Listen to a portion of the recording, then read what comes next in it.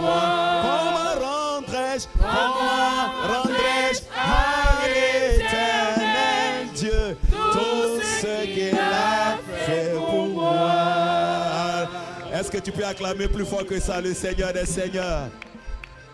On ne montre pas ça à quelqu'un.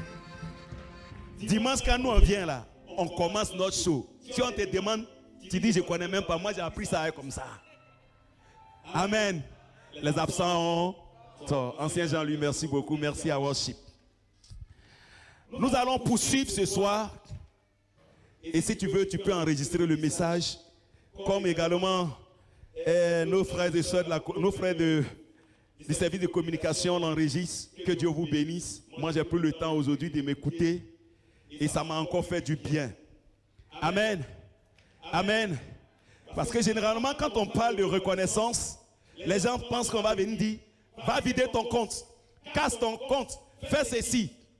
Mais Dieu veut qu'on atteigne cette dimension de sorte que on n'a même pas besoin de nous dire, maman va dire, on va distribuer enveloppe d'AOC ou puis on va faire semaine spirituelle. Ça doit être notre identité. De la même manière, on te voit, on se rend compte que tu ne vas plus chez le marabout. Quand on te regarde là, tu dois être quelqu'un qui est spontané dans la reconnaissance à Dieu. Amen. Notre deuxième question de ce soir, sinon nos trois grands points. Le premier point c'était, qu'est-ce qui pousse David à vouloir exprimer sa reconnaissance? Et dans ce groupe-là, dans ce grand 1, on a vu quoi? Les fondements. Il y a plusieurs fondements, mais à cause du temps, normalement c'est une étude qui doit aller peut-être sur 2 semaines. Il fait, à l'AOC j'avais dit, à la veille d'AOC j'avais dit, maman, il y avait dit combien de pages? 80 non? Actuellement ça fait 157 pages. Donc chaque jour Dieu écrit. Aujourd'hui même il m'a fait écrire. Donc j'ai écrit seulement. Le jour Dieu va ouvrir les portes, on va faire livre avec ma promote. Voilà, maman tapée est là, maman est là. Ce sont mes économes, elles vont gérer. Amen. Ça veut dire que Dieu, ce message-là, Dieu veut que ça touche le maximum de personnes. Amen. Donc notre deuxième question, c'est quel est le type de reconnaissance auquel David aspire? Mais avant de répondre à cette préoccupation, nous allons toucher 2 points qui nous conduiront vers ce que David recherche. Et le premier point que nous allons toucher, c'est comment pouvons-nous exprimer notre reconnaissance à Dieu? Comment pouvons-nous exprimer notre reconnaissance à Dieu? Sur ce point, notons qu'on peut exprimer notre reconnaissance avec des paroles. Et on le voit dans Luc 17, le verset 11 à 19, le cas du Samaritain. La Bible nous dit, au cours de son voyage vers Jérusalem, Jésus passait entre la Samarie et la Galilée. Comme il entrait dans un village, 10 lépreux vinrent à sa rencontre. Se tenant à distance, ils élevaient la voix et dirent, Jésus, Maître, aie compassion de nous. Quand il les vit, il leur dit, allez vous montrer aux prêtres. Pendant qu'ils y allaient, il fut purifié. L'un d'eux, se voyant guéri, revint sur ses pas, glorifiant Dieu à pleine voix. Il tomba face contre terre aux pieds de Jésus et lui rendit grâce. C'était un Samaritain. Quand il a constaté qu'il a été guéri, il est revenu vers Jésus et il a fait quoi? Il a rendu grâce à haute voix. En réalité, il est venu exprimer sa reconnaissance. Mais il est venu exprimer sa reconnaissance avec des paroles. Donc, comment pouvons-nous exprimer notre reconnaissance? En un, le premier point à retenir, c'est qu'on peut exprimer notre reconnaissance avec des paroles. Amen. Avec des paroles. On peut également exprimer notre reconnaissance en 2, en action. Et là, on va encore s'appuyer sur notre thèse de base.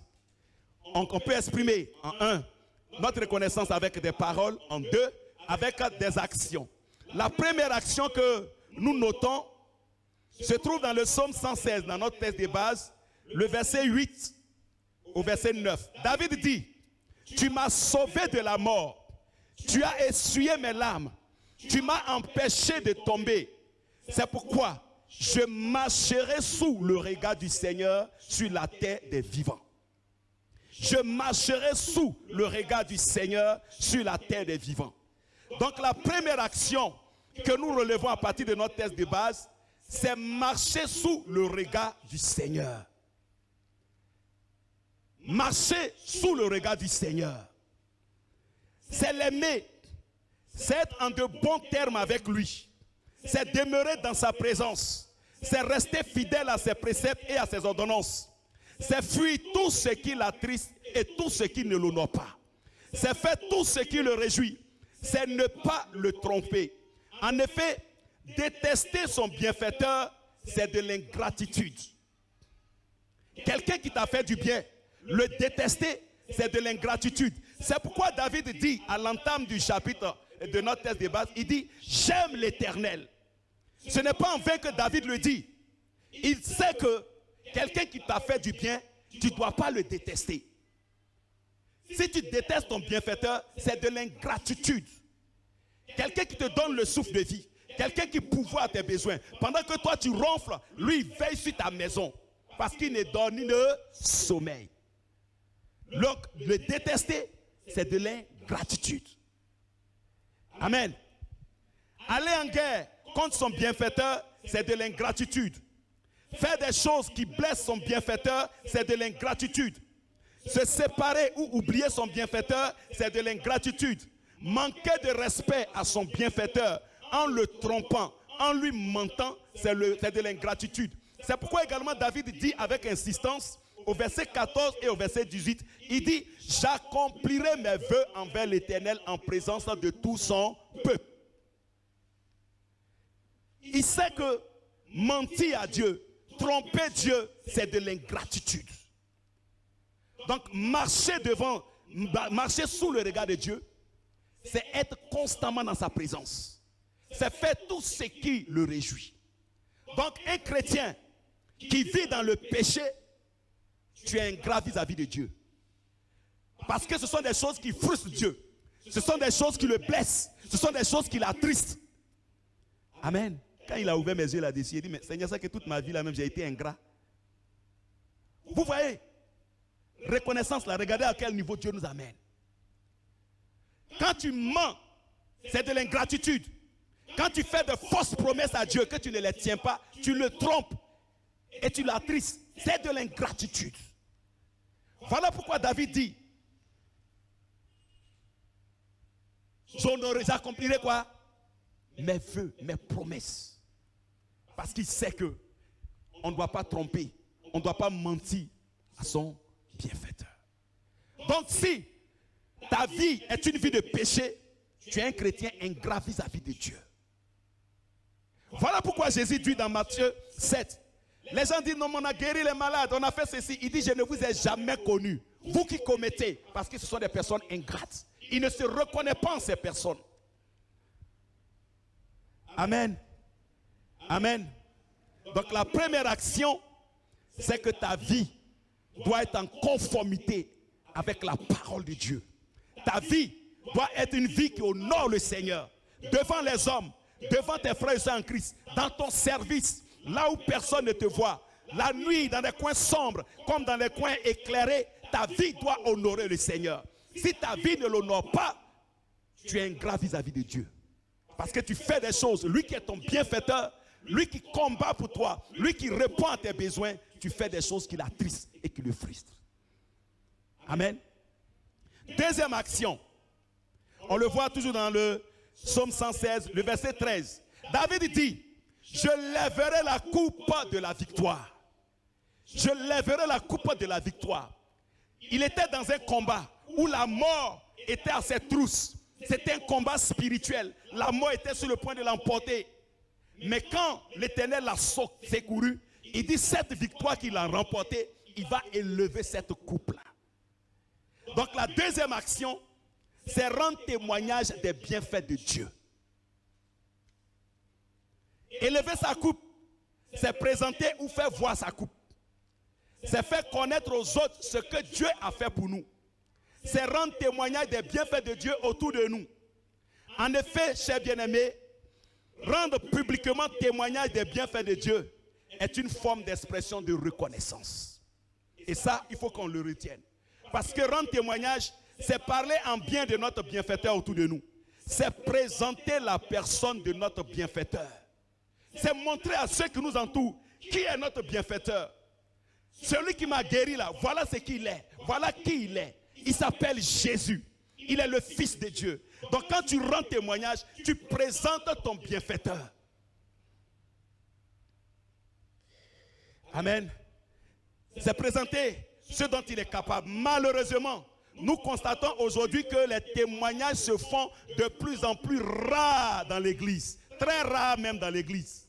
Les chrétiens ont honte. Les chrétiens ont peur de rendre témoignage. Et pourtant, ce que Christ a accompli dans ta vie, ce n'est pas caché. Tout le monde voit. Toi qui marchais d'ici au quartier France, qu'il pleuve, qu'il neige, tu marchais, tout le monde te voyait. Toi qui n'avais qu'une seule tenue, chaque dimanche c'est la même tenue. Aujourd'hui tu es en veste, aujourd'hui tu es sapero. Tous les jours tu changes d'habit avec les chaussures de 100 000, 200 000. Tout le monde voit ça. Tu ne marches plus pour aller au quartier France. Tu as voiture, tu as chauffeur. Tout le monde voit ça. Mais pourquoi tu ne rends pas témoignage? C'est de l'ingratitude. Amen. Amen. Les gens qui sont en train de dire, donc reconnaissance, c'est là-bas, ça nous a amené.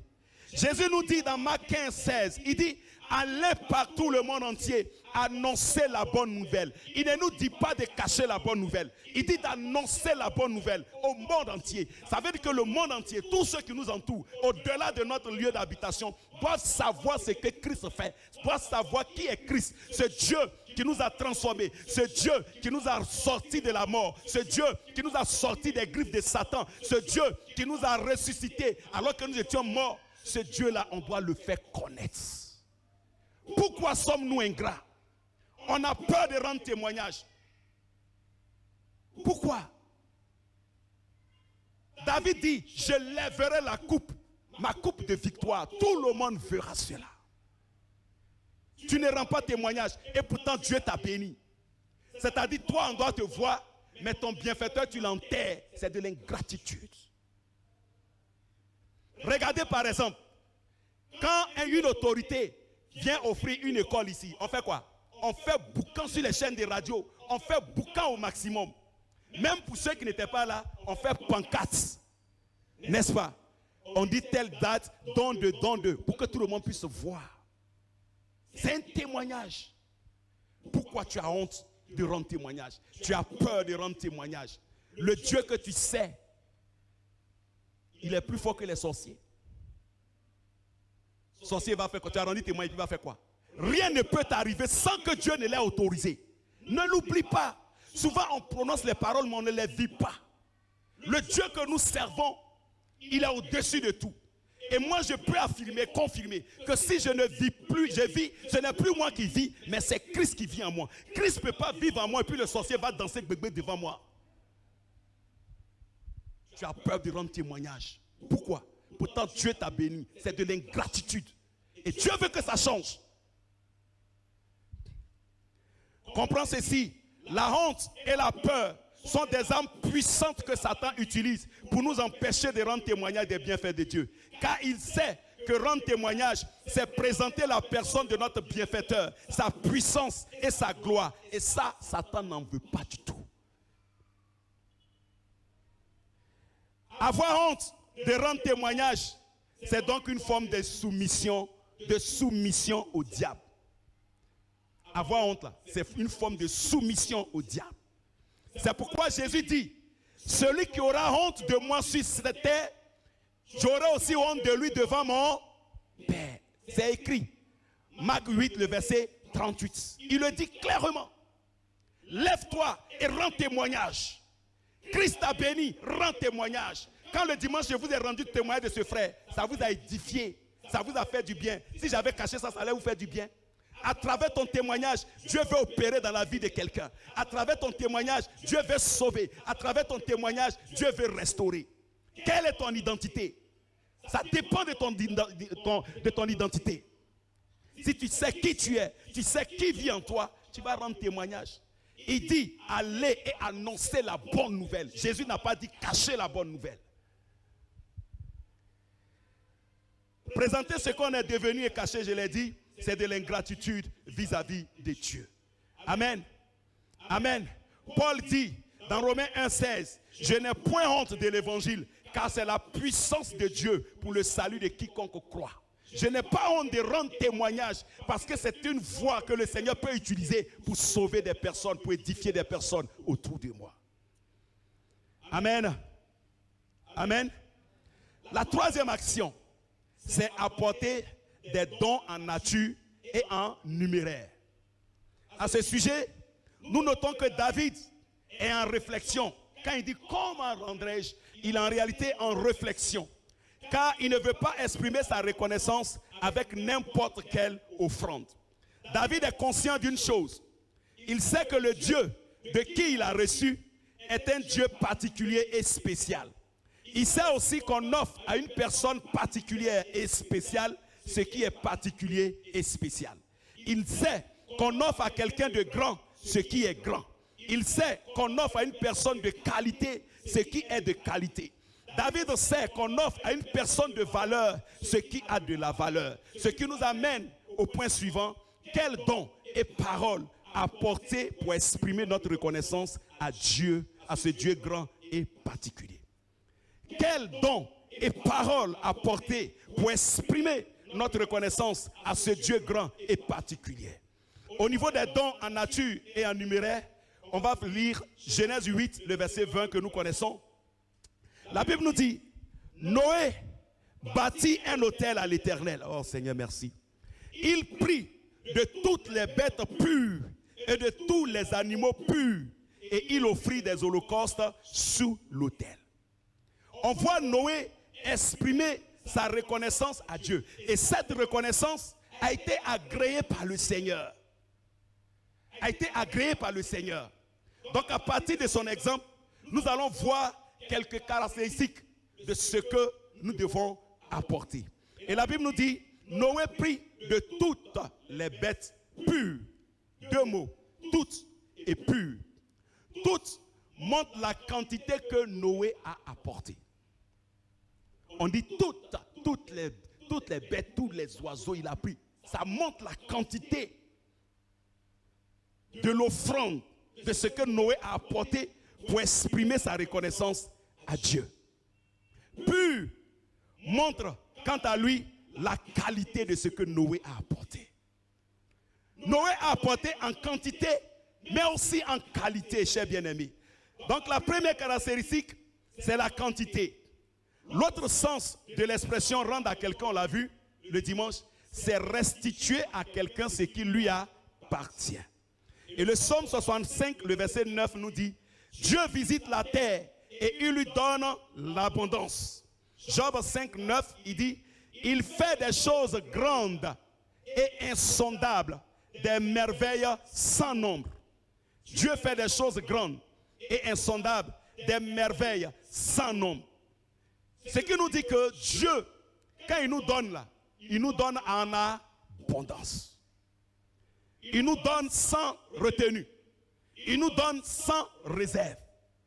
Donc en retour, quand nous aussi, on veut lui donner là, on doit donner avec, je n'entends pas, on doit donner avec abondance. Amen. Et ça, les enfants d'Israël au temps du roi Ézéchias, ils avaient compris ça. 2 Chroniques 31, le verset 5, la Bible nous dit, lorsque la chose fut répandue, les enfants d'Israël donnèrent en abondance les prémices du blé, du mou, de l'huile, du miel et de tous les produits des champs. Ils apportaient aussi en abondance la dîme de tout. Bien-aimés, que donner abondamment à Dieu soit notre culture, notre habitude et notre mode de vie. Amen. Deuxième caractéristique, la qualité. La qualité, c'est d'abord le cœur. Quand on parle de qualité de l'offrande, c'est d'abord le cœur. Exode 25, le verset 2, la Bible nous dit, c'est Dieu qui parle. L'Éternel dit à Moïse, parle aux enfants d'Israël, qu'ils m'apportent une offrande. Vous la recevrez pour moi de tout homme qui la fera de bon cœur. De tout homme qui la fera de bon cœur. Donc quand on parle de la qualité, la première des choses à prendre en compte, c'est le cœur. 2 Corinthiens 9, le verset 7, il dit que chacun, pour la version que moi j'ai, que chacun donne comme il a résolu en son cœur, sans tristesse ni contrainte, car Dieu aime celui qui donne avec joie, celui dont le cœur est dans son don. J'aime bien cette version. Celui dont le cœur est dans son don. Ça veut dire que ce que tu es en train de donner là même, ton cœur est dedans, c'est avec ton cœur, c'est avec ton... C'est sincère, c'est avec sincérité que tu donnes. Celui dont le cœur est dans son don. Les hommes bien-aimés regardent à l'apparence, mais Dieu regarde au cœur. 1 Samuel 16, le verset 7. Aussi, Dieu agrée ce qui vient d'un cœur pur et sincère. Ce qui vient d'un cœur qui lui donne avec joie et amour. Ce qui vient d'un cœur qui est dans son don, un cœur obéissant. On ne doit pas donner malgré nous. On ne doit pas donner parce qu'on nous le demande. On ne doit pas donner avec murmure. On ne doit pas donner avec tristesse. On ne doit pas donner avec hésitation. On ne doit pas donner par imitation. Je veux faire comme les autres. On ne doit pas donner avec un cœur impur.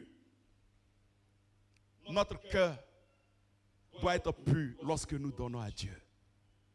Amen. Amen. La qualité, c'est aussi la pureté de ce qu'on apporte. Ce qu'on apporte doit être sans tache et irréprochable. On ne doit pas apporter des objets ou de l'argent volé. Tu viens exprimer ta reconnaissance avec de l'argent volé. On ne doit pas exprimer notre reconnaissance avec l'argent de corruption. On ne doit pas exprimer notre reconnaissance avec des objets abîmés. C'est-à-dire sac de riz, toi-même tu envoies pour exprimer là. Souris à pisser de suite pendant 1 mois. Et puis tu prends. Comment rendrai-je à l'Éternel, oh tout ce qu'il a. Pagne même que tu apportes là. Tu as bien prié, il ne faut pas, les gens vont voir. Mais pagne là, souris à danser avec bébé dedans. Il y a tout partout. Pas de billets déchiquetés. On vient exprimer notre reconnaissance. On va à la banque. Les billets bien cirés là, bien là. On classe ça bien comme ça. C'est avec ces billets là, on va acheter Garba. C'est avec ces billets là, on va acheter nos habits. Maintenant les billets déchirés, les billets froissés, billets là même quand tu redresses pour mettre dans l'enveloppe, il dit laisse-moi reprendre ma forme. C'est ça qu'on apporte à Dieu. Le Dieu grand, le Dieu puissant. On préfère prendre ce qui est propre, bien propre là, pour nous-mêmes nos affaires. Maintenant Dieu, bon, ok, bon, lui on ne le voit pas, on donne ce qu'on veut. Il faut que ça change, c'est bien-aimé. On ne doit pas apporter des produits avariés, des animaux malades. Tu viens donner poulet là, poulet même à son pied là, les 2 pieds sont cassés. Il faut que les choses changent. La qualité, c'est aussi la valeur de ce qu'on apporte. En plus du cœur et de l'irréprochabilité de ce qu'on apporte, il faut que ce qu'on apporte soit de valeur. Pas d'objet insignifiant. Pas d'objet dont on n'en a plus besoin. Pas d'objet dont on veut s'en débarrasser. Pas d'objet dérisoire. Pas de superflu. Pas de superflu. Pas de superflu. À ce sujet, je voudrais insister un peu là-dessus. Jésus là, c'est lui notre vrai gestionnaire. Si vous voulez, c'est lui qui est notre vrai comptable. Si vous voulez, c'est lui notre vrai banquier. Jésus connaît nos comptes. Tous les comptes qu'on a, on a placés partout là. Jésus connaît. Même ce qui est dans Canary, il connaît. Ce que tu as caché, ton mari ne connaît pas, il voit. Il voit tout. Il sait tout. On a l'exemple dans Marc 12, le verset 41 à 44. Quand on lit, Jésus était assis avec ses disciples. Et la foule venait faire quoi? Donner l'aumône. Mais quand la veuve est venue, au verset 44, il dit quoi? Marc 12, 41 à 44. Il dit, cette femme a donné plus que tous ceux qui sont passés. N'est-ce pas? Est-ce que Jésus vivait avec la femme? Est-ce que Jésus dormait avec elle? Est-ce que Jésus dormait avec tout ce monde qui venait là? Mais il connaissait, il avait le point financier du compte de chacun. Et c'est ce qui lui a permis de dire, celui-là il a donné superflu, mais celle-là elle a donné ce qui lui coûte. Donc, on ne peut pas tromper Dieu. Ce que tu donnes là, si c'est superflu, lui, Dieu, il sait. C'est pourquoi, tout ce qu'il nous demande, il ne nous demande jamais ce qu'on n'a pas. Peut-être à la LGBCI, tu as 5 millions dans ton compte. Mais il sait que ce qui est dans Canary là-bas, là, c'est 15 millions. Donc quand il te parle, il dit donne 8 millions, il sait de quoi il parle. Amen. La qualité, c'est enfin ce qui nous coûte. 1 Chronique 21, le verset 24, David dit, je n'offrirai point un holocauste qui ne me coûte rien. Ce qui nous coûte, chers bien-aimés, c'est ce qui va au-delà de ce qu'on peut donner. Ce qui nous coûte, c'est ce qui va au-delà de nos possibilités. Ce qui nous coûte, c'est ce qui va au-delà de nos prévisions.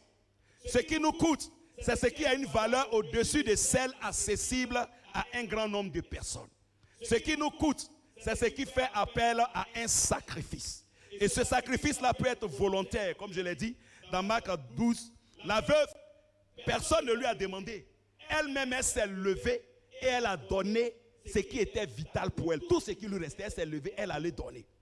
Le sacrifice aussi peut être demandé par Dieu. On le voit avec Abraham dans Genèse 22. C'est Dieu qui a demandé à Abraham de donner Isaac.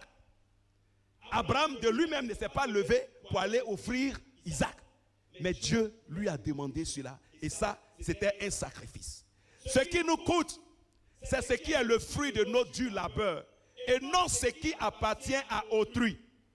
1 Chronique 21, 24, David dit à Ornan, je ne veux pas apporter au Seigneur ce qui est à toi. Je ne veux pas apporter au Seigneur ce qui est à toi. Pour dire quelque chose. N'exprimons pas notre reconnaissance à Dieu avec crédit. Il y a des gens qui vont prendre crédit. Ma soeur, donne-moi crédit. Sinon, si elle ne donne pas là, maman t'appelle. Elle va dire, moi aussi, elle n'a pas donné. Maman, quoi, s'il va dire non, on va dire choses. La reconnaissance à Dieu. Et tu vas prendre crédit quand tu finis le culte. Le gars arrêté au portail là-bas, il dit, donne mon argent. Tu as dit, tu finis le culte, tu vas me donner mon blé, non? Donne mon argent. Est-ce que ça honore le Seigneur? Arrêtons ça. On exprime notre reconnaissance avec ce qui est le fruit de notre dur labeur. Noé a exprimé sa reconnaissance avec ce que Dieu avait mis à sa disposition. Abel a exprimé sa reconnaissance avec ce qui est venu le fruit de ses efforts. Cette veuve, c'est vrai que c'était sensuel, mais pour donner à Dieu, elle n'est pas allée prendre crédit. Arrêtons ça. Exprime ta reconnaissance avec ce que tu as. Si tu as 1000 francs, exprime ta reconnaissance. Parce que Dieu aime la sincérité. Tout ce qui compte pour Dieu, c'est la sincérité du cœur. Il ne faut pas aller prendre crédit. Ce n'est pas bon. David dit, je n'offrirai pas à mon Dieu ce qui est à toi. On se met dans des problèmes parce qu'on veut paraître. On veut se faire voir. On veut faire du tape à l'œil. Non, exprime ta reconnaissance dans la simplicité et dans la vérité. C'est ce que Dieu agrée. Amen. Amen. Ancien Kafaï, on dirait ces choses ce soir-là. On a dit qu'on peut exprimer notre reconnaissance en action, mais aussi en parole. Au niveau de la parole, quel type de parole apporter à Dieu? Deux écrits bibliques nous interpellent. Ce sont le psaume 19, le verset 15. Oh Seigneur, merci. Il dit, David dit, qu'elle te fasse plaisir les paroles de ma bouche. Qu'elle te fasse plaisir les paroles de ma bouche. Ou, pour d'autres versions, reçois favorablement les paroles de ma bouche. Job 35, le verset 13, il dit, non, le Dieu Tout-Puissant n'écoute pas leurs paroles qui ne veulent rien dire. Il n'y fait pas attention. Ces deux textes bien-aimés nous aident à comprendre que Dieu n'écoute pas n'importe quelle parole. Dieu n'agrée pas toutes les paroles qu'on lui adresse. Aussi, qu'est-ce qu'il doit caractériser nos paroles pour que notre reconnaissance soit une reconnaissance de qualité? Et pour cela, nous allons lire Apocalypse 4, le verset 11. La Bible nous dit, les 24 vieillards se prosternaient devant celui qui est assis sur le trône. Et ils adoraient celui qu'il vit au siècle des siècles. Et ils jetaient leur couronne devant le trône en disant, tu es digne, notre Seigneur et notre Dieu, de recevoir la gloire et l'honneur et la puissance. Car tu as créé toutes choses, et c'est par ta volonté qu'elles existent et qu'elles ont été créées. Nos paroles doivent être des paroles simples et sincères. Ces paroles prononcées par les 24 vieillards sont des paroles simples, mais des paroles sincères. Exprime ta reconnaissance avec des paroles simples, mais des paroles sincères. Des paroles qui viennent du fond de ton cœur. 2. Nos paroles doivent refléter la réalité. Quand les 24 vieillards disent, car tu as créé toutes choses, mais c'est une réalité. C'est réel. Et on en a la confirmation dans Jean 1, le verset 3. La Bible nous dit, la parole, Christ, était au commencement avec Dieu. Toutes choses ont été créées par elle. Et rien de ce qui a été fait n'a été fait sans elle. Les paroles que tu prononces, sinon que tu prends pour venir exprimer ta reconnaissance à Dieu, doivent refléter la réalité. Et on a ce problème-là pendant les témoignages. Il y a des gens, quand ils viennent rendre témoignage, waouh, on crie waouh, waouh, mais il y a beaucoup de mensonges dedans. Poulet l'a poursuivi, mais il vient dire que c'est crocodile qui l'a poursuivi. Tout ça pour épater. Il a sauté de là à là. Il va dire qu'il a sauté, il a quitté au 5e étage pour descendre. Tout ça pour faire du tape à l'œil, pour que les gens crient. Non. Dieu se glorifie dans la vérité. Dieu se glorifie dans la simplicité. Ce que Dieu a fait, il faut le dire textuellement. Amen. Donc, rendre témoignage, mais il faut dire ce que Dieu a fait. Nos paroles doivent être des paroles cohérentes et doivent avoir un sens. Le psaume 49, 3, il dit, ma bouche va faire entendre des paroles sages. Mon cœur a des pensées pleines de sens. Nos paroles doivent être touchantes. On ne doit pas adresser simplement des paroles à Dieu, mais notre objectif doit être de toucher son cœur. Et le psaume 41, le verset 1 dit, des paroles pleines de charme, des paroles pleines de charme bouillonnent dans mon cœur. Il faut que des paroles pleines de charme bouillonnent dans ton cœur. De même que lorsqu'on a une autorité humaine qui nous fait du bien, on choisit, on prend le temps pour choisir des mots qu'il faut, des phrases simples, des phrases précises, des phrases cohérentes et touchantes, des phrases agréables qui traduisent exactement et à la perfection notre reconnaissance. De même, bien-aimés, prenons le temps pour sélectionner des paroles qui traduisent exactement ce que Dieu a fait pour nous et qui nous permet d'exprimer une reconnaissance touchante. Et on a le cas d'une servante de l'Éternel. Depuis des siècles, elle a adressé ses paroles au Seigneur. Mais jusqu'à de nos jours, ces paroles-là, lorsqu'on les entend, ces paroles-là, même nous-mêmes humains, ça nous fait du bien. Et tellement le Seigneur a été touché par ces paroles, que le Seigneur permet que ces paroles-là se retrouvent dans sa parole. Alors que la Bible nous dit dans Jean que Jésus a fait tellement de choses qu'on n'a pas tout écrit dans la Bible. Mais Dieu a permis que les paroles de cette femme se retrouvent dans sa parole. On le voit dans 1 Samuel 2, le verset 1 à 10. C'est la prière de Anne. Elle dit, mon cœur se réjouit en l'Éternel. Ma force a été relevée par l'Éternel. Ma bouche s'est ouverte contre mes ennemis, car je me réjouis de ton secours. Au verset 2, elle dit, nul n'est saint comme l'Éternel. Il n'y a point d'autre Dieu que toi. Il n'y a point de rocher comme notre Dieu. Au verset 3, elle dit, car l'Éternel est un Dieu qui sait tout, et par lui sont pesées toutes les actions. Au verset 5, elle dit, même la stérile enfante 7 fois, et celle qui avait beaucoup d'enfants est flétrie. Au verset 8 et 6, elle dit, l'Éternel fait mourir et il fait vivre. Il fait descendre au séjour des morts et il en fait remonter. Au verset 7, elle dit, l'Éternel appauvrit et il enrichit. Il abaisse et il élève. Au verset 8, elle dit, de la poussière, il retire le pauvre. Du fumier, il relève l'indigent pour les faire asseoir avec les grands. Et il leur donne en partage un trône de gloire. Ces paroles sont une réalité. Ces paroles sont touchantes. Quand tu exprimes ta reconnaissance, ça doit être des paroles touchantes, avec de telles paroles. Pas des paroles comme ça, tu parles de placali, après tu parles de ton habit qui est déchiré après. Non. Touche le Seigneur par tes paroles. Dieu veut que tu lui exprimes ta reconnaissance avec des paroles qui vont le faire bouger. Des paroles qui vont le remuer. Des paroles qui vont toucher son cœur. Amen. Cher bien-aimé, ce que tu apportes à Dieu doit l'élever et non le rabaisser. Ce que tu apportes à Dieu doit le réjouir et non l'attrister. Ce que tu apportes à Dieu doit l'amener à rendre témoignage de toi et non à faire fi de toi. De ce qui précède, nous pouvons répondre maintenant à la question de David, à la deuxième question de notre étude. Quel est le type de reconnaissance auquel David aspire?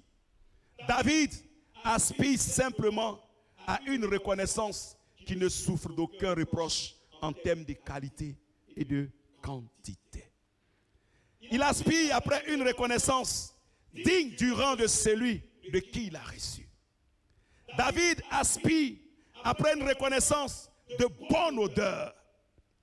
David aspire après une reconnaissance agréable. C'est ce que tu dois rechercher. C'est ce que je dois rechercher. C'est ce que nous devons rechercher.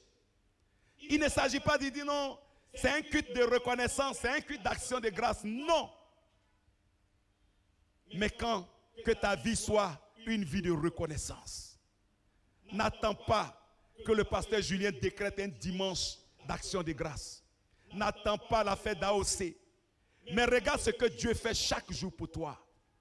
Quand tu te lèves du lit, exprime-lui ta reconnaissance. Quand tu arrives sain et sauf au travail, exprime-lui de la reconnaissance. Quand tu reviens du boulot, avant de chercher à manger, exprime la reconnaissance à Dieu. Quand tes enfants reviennent de l'école, sains et saufs, exprime la reconnaissance à Dieu. Chaque instant pour toi, chaque instant pour moi, chaque instant pour nous, doit être un instant d'expression de reconnaissance à Dieu. Parce que chaque jour, chaque tiers, chaque seconde, chaque minute, chaque heure, chaque jour, chaque semaine, chaque mois, chaque année, les bienfaits de Dieu ne font que s'enchaîner. Or, en tant que Dieu nous fait du bien, aussi nous aussi, nous devons lui exprimer de la reconnaissance. Ce soir, voilà ce que le Seigneur voudrait que je partage avec vous. Amen. Tu peux exprimer la reconnaissance avec des paroles. Tu peux exprimer la reconnaissance en action.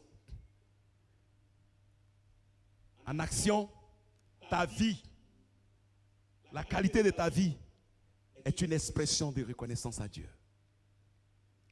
Vivre dans le péché, dans le désordre, dans tout ce qui l'attriste, c'est être ingrat vis-à-vis de lui.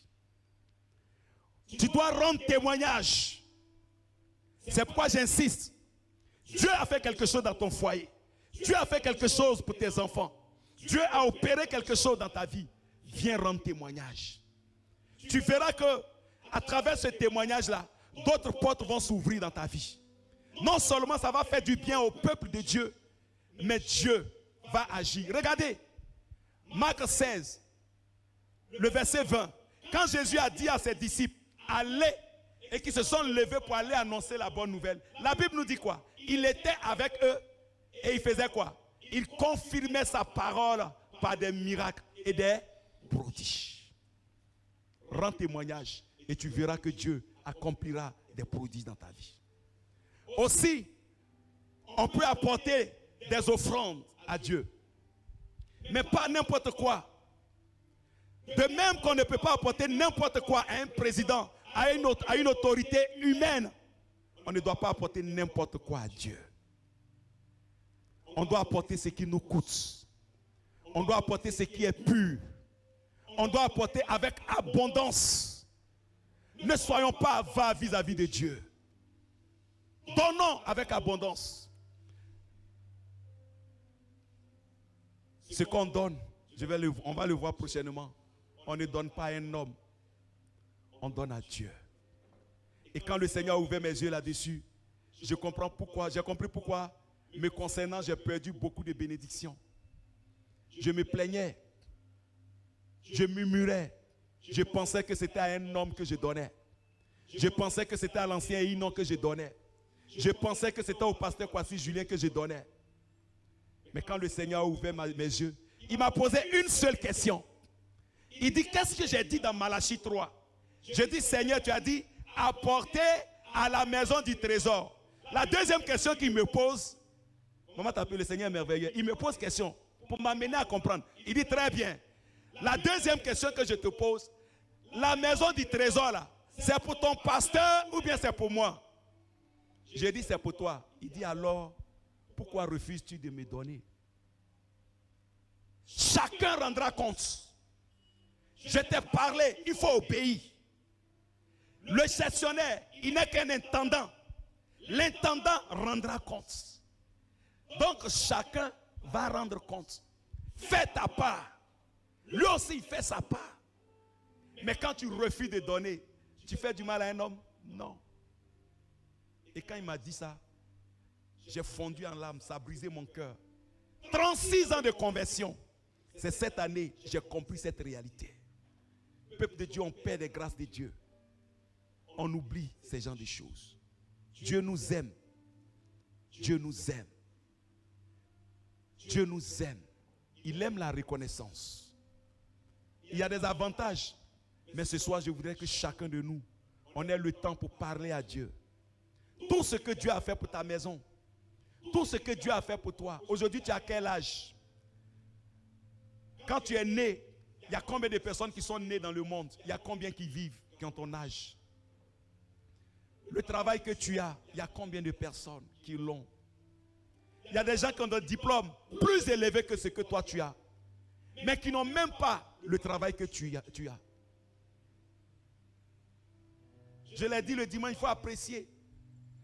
Il y a combien de femmes qui cherchent mariage autour de toi et qui ne l'ont pas? Mais Dieu te permet d'avoir un foyer. Ce soir, tu vas adresser des paroles touchantes à Dieu. Dieu nous a sauvés seuls. Quand tu t'es converti, il n'y avait pas foule autour de toi. Quand tu t'es converti, il n'y avait pas tes amis. Et c'est seul que chacun va paraître devant le trône de Dieu pour lui rendre compte. Donc ce soir, est-ce qu'on peut prier le Seigneur? Tu es prêt à adorer le Seigneur, à parler au Seigneur. Tu ne vas pas murmurer, mais tu vas élever la voix et adresser des paroles touchantes à Dieu.